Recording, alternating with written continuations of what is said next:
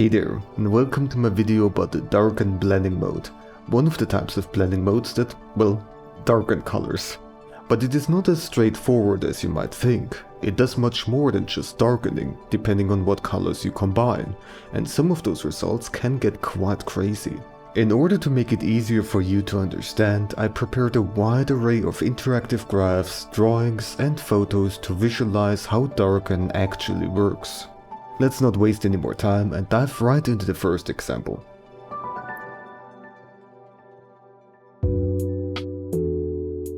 So this graph here shows how the value or brightness of two sets of colors change when you blend them together with the Darken blending mode.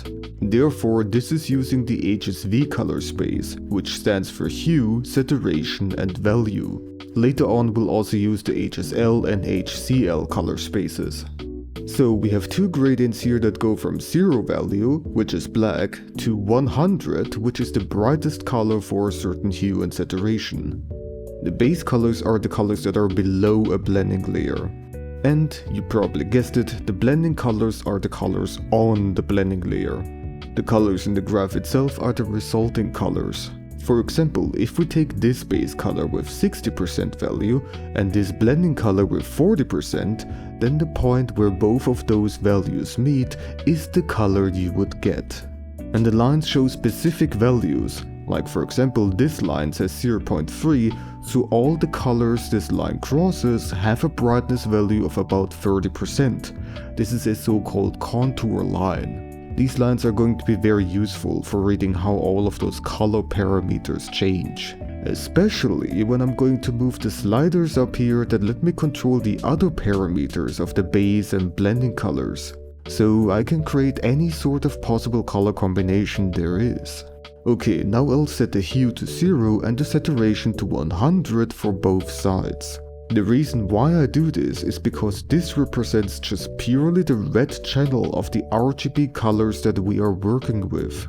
Almost all of the blending modes actually do their calculations separately for each channel, for red, green and blue, and every blending mode has a different formula it follows. The one for Darken is one of the simplest ones. It just compares the red value of the base color to the red value of the blending color and just takes whichever is smaller, a simple minimum function. And it also does that for green and blue, and all three results will form the new RGB color that you can see on your screen.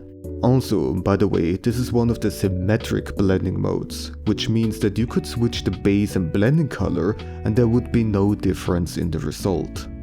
Now, as you can see, the graph shows these square shapes, which makes sense. It just takes the smaller value of the two, but it doesn't change it. And that's why we have these purely straight lines. Straight lines in these graphs mean that there is no change. So in this case, there is not a consistent darkening effect. If you combine two red values that are the exact same, you would get the exact same value again. No darkening or brightening has happened. Only when there is a difference, then there is a quote-unquote darkening effect. Although that term is not quite the most fitting, because it just takes whichever color is the darker one. Well, we have only been looking at one individual RGB channel so far. It is time to get a broader view, and for that we are going to switch from HSV to HSL.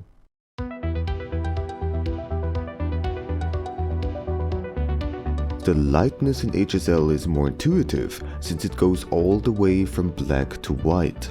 By the way, if you're not quite familiar with the differences between HSL and HSV, you can also watch my other video about color spaces. There I explain all sorts of color spaces that are relevant for artists, photo editors and so on, including HCL, which is quite different from the other two, and we'll see it in use later in this video. Alright, now I'll start from the same spot as before, setting everything to fully saturated red. But now we can see the full spectrum from black to white. The shape of the curves has not changed though. Still these box shapes that indicate that always only the darker color remains. We can also tell from this that if you use white with the Darken blending mode, there won't be any change for the other color whatsoever. And if you use black, then only black will be left. Now then, let's see what's going to happen if we shift the hue on one of the colors. We can see the orange and yellow colors appearing, but the curves won't budge. Well, that is until we reach this point here, which is 1/6 of the way. Then the curves start to bend into these sort of weird asymmetric shapes. And when we reach the 1/3 point, we have this big dent along this diagonal. From there, nothing changes again. After the halfway point, you'll get the exact same behaviors, but just in reverse. Since the curves have moved closer to the upper right corner, we can deduct from this that the darkening effect gets enhanced.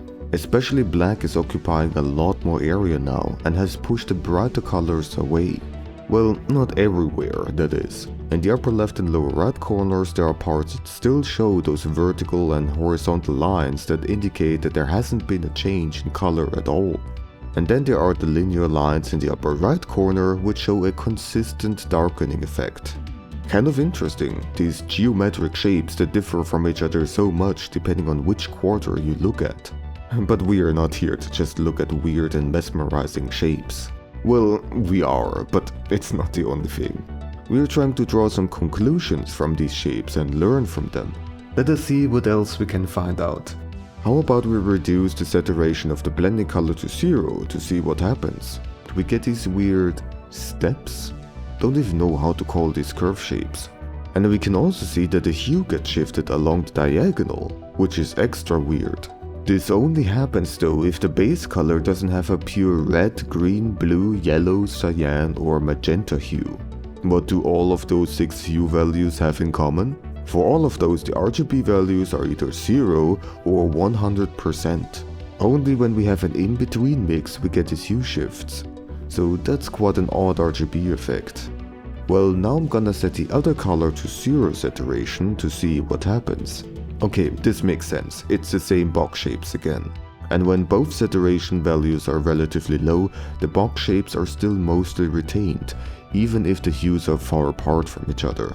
So blending colors together that are not that highly saturated can still be quite predictable. Well, in terms of lightness, that is. We still have to check out the other parameters like hue and saturation. As we saw earlier, this blending mode can also create some weird hue shifts. So we should take a closer look at that.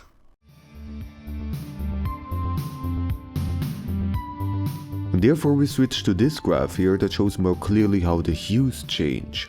In this case the lines in the graph stand for the specific hues. 0.5 for example is cyan, 0.3 is green and so on. Okay, this time I will start with one of the colors set to gray while the other one is fully saturated. And the lightness values are set to 50% so that we get the hue colors on the base color gradient. Now we see that everything got darkened, but more interesting are the lines. They all go vertical, well, except for the one that represents cyan, but that's just because there are tiny variations that make the curve flip in this weird way. When you look at magenta, yellow and cyan, you clearly notice that they are much wider than all the other colors. Even though we only blended in some gray. This is basically showing the weird hue shift that we saw before. And this shift gets stronger the darker the gray is. On the other side, if we approach white, then the lines get more evenly spaced. Even more interesting is the fact that if we change the lightness for the base color, it is the exact opposite. The yellow, cyan and magenta strips get wider as we increase the base lightness and get more normal for darker values. By the way, changing the saturation of the base color has no consequences in this case. Well, that is until everything gets turned into gray. So already quite a few strange things that have been happening to the hue. But it can get much stranger. Let me put the base saturation back to 100%. And now I'll slowly increase the blending saturation. We see some weird small rectangles forming. As the saturation goes higher, they get more and more pronounced. And well, you can see it already happening. For very high saturations, only these red, green and blue box shapes remain. Except for some small, negligible amounts of the other hues at these 3 spots. Here we can see the fact that the darken blending mode after all works with RGB calculations. And for extreme cases like these, there can be some huge distortions because of it. This doesn't only happen if both saturations are at 100%. The same patterns also show up if both saturations are 50%. or 20%. Basically any point where both saturations are equal. Only if there's a considerable difference in saturation, then the hue shifts are somewhat reasonable again. And if the base lightness goes towards white or the blending lightness towards black, then the lines smoothen out to be horizontal. And of course vertical for the opposite way.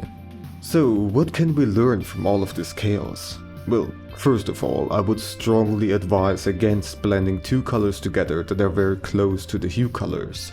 It is of course hard to keep track of whether or not the saturation values are the exact same for both colors if you want to avoid these extreme RGB effects. But if you have to choose a blending color for example, then choosing one that is quite bright or dark eliminates those huge hue shifts, at least for the most part. And remember, even using purely gray is not completely safe with this blending mode. The lightness plays a very important role here. Now then, let us take a closer look at how the saturation changes under various conditions. Gonna start once again with red on both sides and the lightness is set to 50% so that we get these gradients from gray to hue red. Okay, so here we see lines that are almost box shaped, but not quite. The lines are not perfectly aligned to the graph scale, but a bit more shifted up and to the right. This pushes the more highly saturated colors further away. If we try to read the values of the lines and compare them with the scale, we actually figure out that the resulting saturation is always smaller, except for along the diagonal, where it remains the same. Well then, let us do the same hue shifting that we did in previous examples. Once again, nothing changes during the first sixth of the way. But then the lines start to bend towards the upper right corner. They reach these box shapes at the 1/4 point, and continue stretching until we get 1/3 of the way. From here until the halfway point, nothing is going to change for the lines. And once again the other half is the same stuff again, just the other way around. So this shows us that if the hues are far apart from each other, the saturation can actually decrease quite significantly. Gonna set the hues back to red again and the lightnesses to 25%. Looks the same actually. Okay, but how about 75% lightness? Alright, now that's a difference.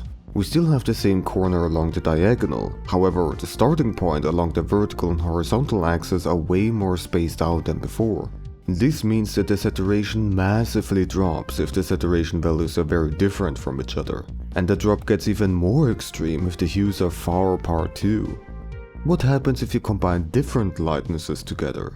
I used the starting point, but the hues are not the important part now. Let me slowly increase the blending color lightness. You see, the closer we get to white, the more these lines become vertical. And you have probably guessed it at this point, when we go towards black, then the opposite happens. If we do the same thing with the base color lightness, then it is inverted in our graph. So overall, we saw that the saturation never really goes up. It either stays the same or decreases, sometimes quite significantly. We saw that it depends on the hue difference. If they are far apart, then the saturation goes further down.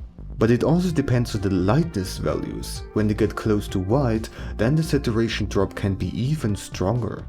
And a large lightness difference can cause the darker color to be the dominant one in terms of saturation, which we saw through the vertical and horizontal lines. Those I would say are the rough core conclusions we can draw from this. But yeah, there is a lot to the saturation too. Lots of rules, which, again, nobody would expect you to remember.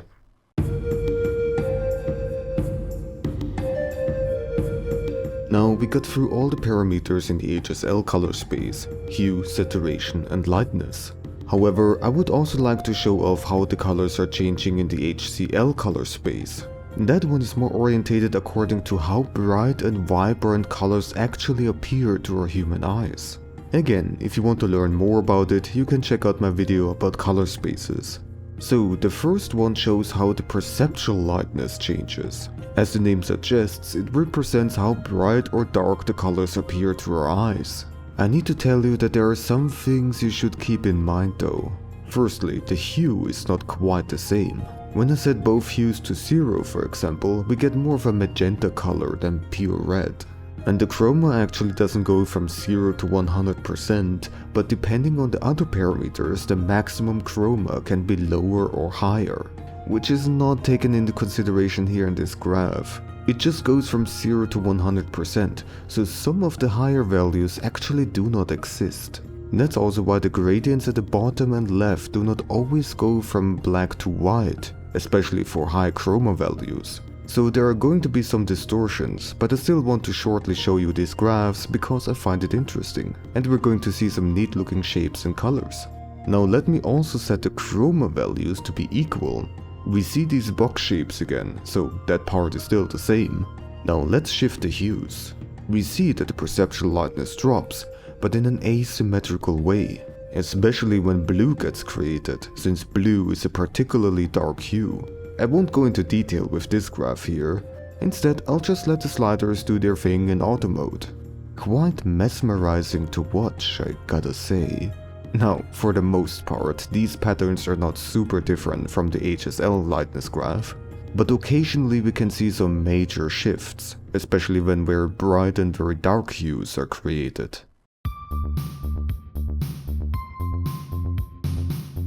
Alright, the last graph I want to briefly show you is about the chroma. Again, keep in mind that the higher chroma values on the gradients are not always realistic. However, the colors in the graph are still accurate for the colors that get blended together. Now, unlike the previous example, this is going to be very different. You might think that chroma and saturation are similar enough, but among several differences, there is one big key difference. The fact that darker and brighter colors are less vibrant. When you shift the color towards white or black, you will also get less vibrancy out of it, since white and black are colorless. And the chroma takes that into consideration. Therefore, this graph will look very different from the earlier saturation graph. I'm gonna start from a similar starting point again, already a huge difference. And when I shift the hue, oh wow, this is starting to look really abstract.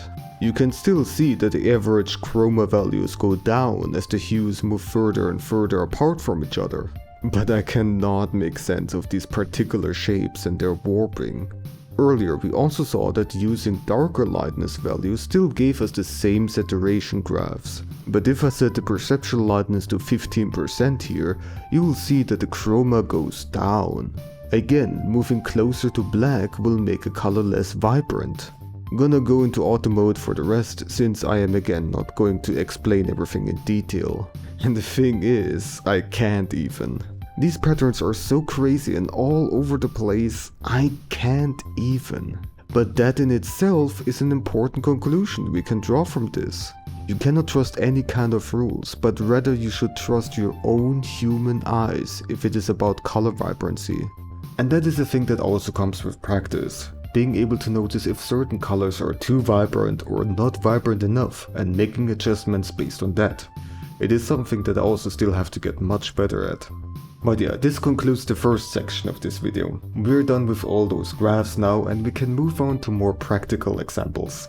I will show you many different examples with drawings I made and photos I took, and we'll use the Darken blending mode to create all sorts of effects and color adjustments.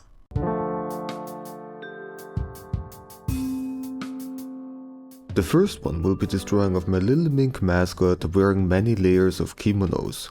I went for this design because I wanted to combine many different colors at once to see how the blending modes affect them.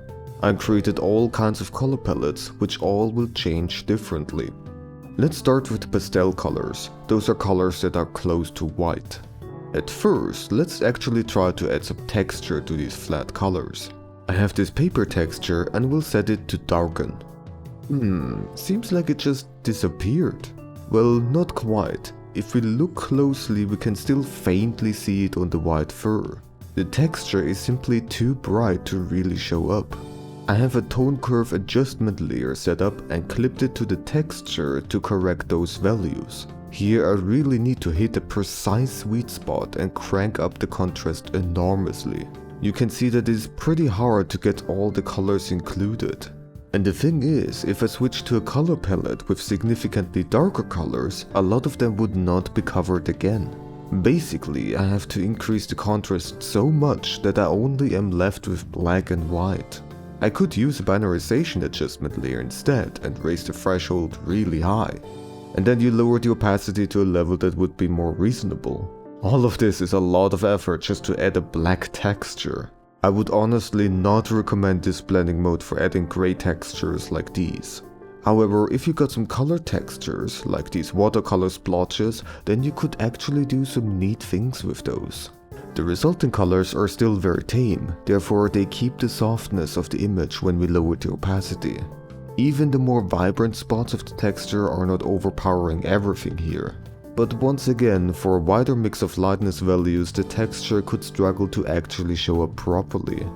For the rest of this video, I'll turn off the watercolor texture, but leave the black and white paper texture on at a very low opacity. Because I like to have at least some texture, instead of completely flat colors. Okay, now let's get to the actual layers for this drawing.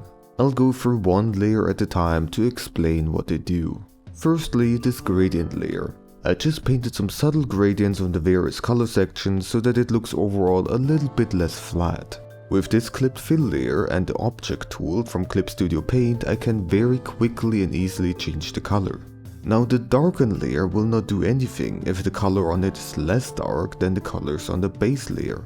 If I move around close to white, you see that barely anything or nothing at all happens. Remember, the math behind this blending mode looks for what red, green and blue values are the darker ones of the two RGB colors. So I need to choose a darker color and make sure that every color of the base color layers gets affected. Well, here most of the colors are very bright, so it is not really noticeable, but in some of the later examples you'll see that it can happen that some colors will be affected and some won't based on their brightness. Also, because of the brightness of these base colors, you can pretty much choose any darker color and it would still work. Even hue colors, they just tint everything in their own color. I'm still gonna go for a rather subtle color and move on to the next layer where things get much more noticeable. I went for an opaque cell shaded style for the shadows so that you can clearly see how those specific colors are working together. First of all, let's see what happens if we choose gray.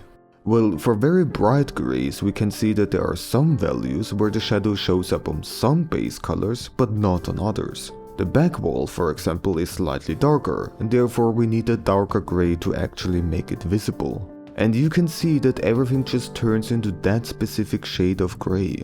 All three RGB values of those pastel colors are brighter than the gray's RGB values, so all of them get overwritten.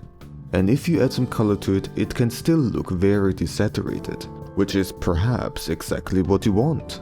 Having shadows with very low vibrancy is also a design choice for some softer looking visuals. But once again, everything ends up with the same color. The pastel colors are just too bright. Only when you add a lot more color, therefore making the balance between the three RGB values more uneven, then the base colors will show through the blending layer a little bit. And again, even choosing the hue colors is still giving us acceptable results. Although when you choose a particularly dark color, then it starts to overpower everything again. I will go for a soft looking shadow so that it fits the overall soft colors of this version. Okay, the next couple of layers use different blending modes because they are supposed to brighten things, and obviously Darken won't be able to do that. So I'll just quickly go through them. We got a highlight layer with the same kind of texture as the shadows, a very subtle rim light layer, a layer for coloring the lines, some circles and sparkles for decoration, and a faint glow effect for the bright areas. Okay, we're back at the darken layers again. Next up is the vignette layer. It's basically just a round gradient along the edges. Usually any kind of vignette effects, like in Photoshop, only make things darker. By using blending layers you could also give it some color. Once again, I want to keep things subtle and soft again. And then for the name tag you could also use a darken blending layer. This only makes sense on a bright background though. You want to make sure that the name is legible after all. And then lastly I have a fill layer set to the color blending mode and on a very low opacity to slightly unify the colors a little bit more. All those other blending modes will also get their own videos, don't you worry. There we go, this artwork is complete now. Very bright and peaceful looking.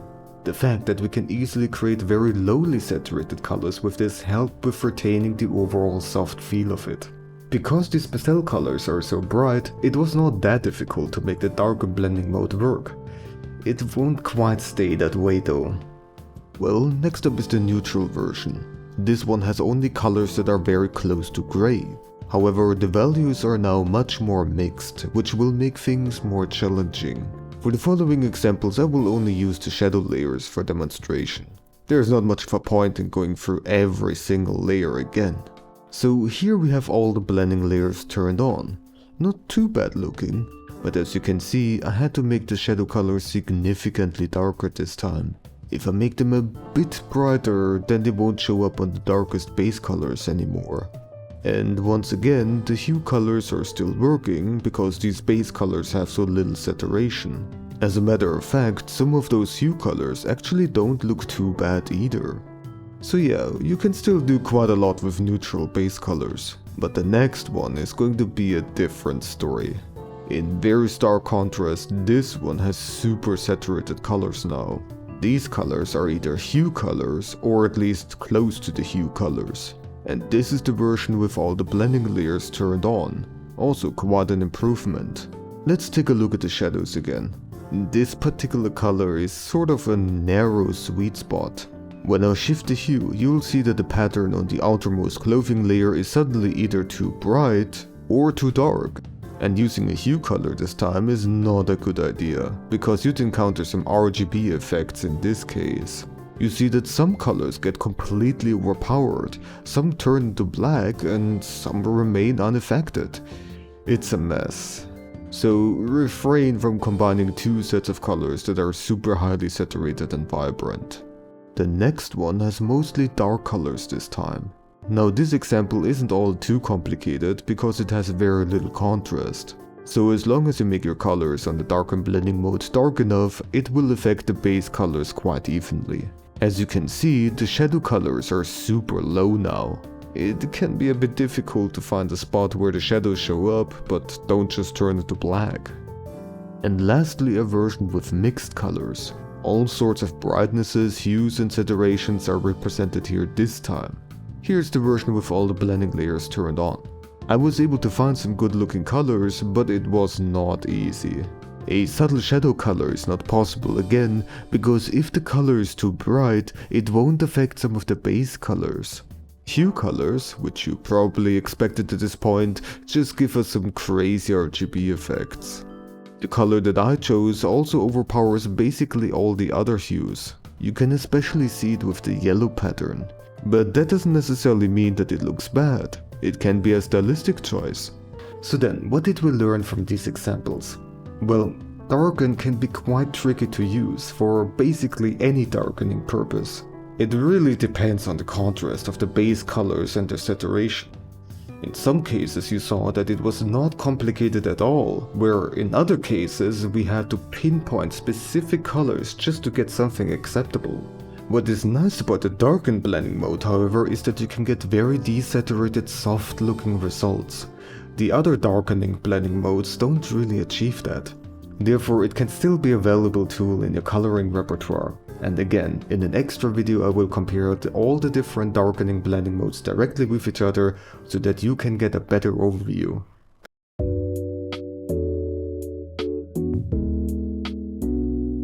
Alright, lastly I would like to show you some ways to use this blending mode with photos. For this purpose I use Photoshop instead.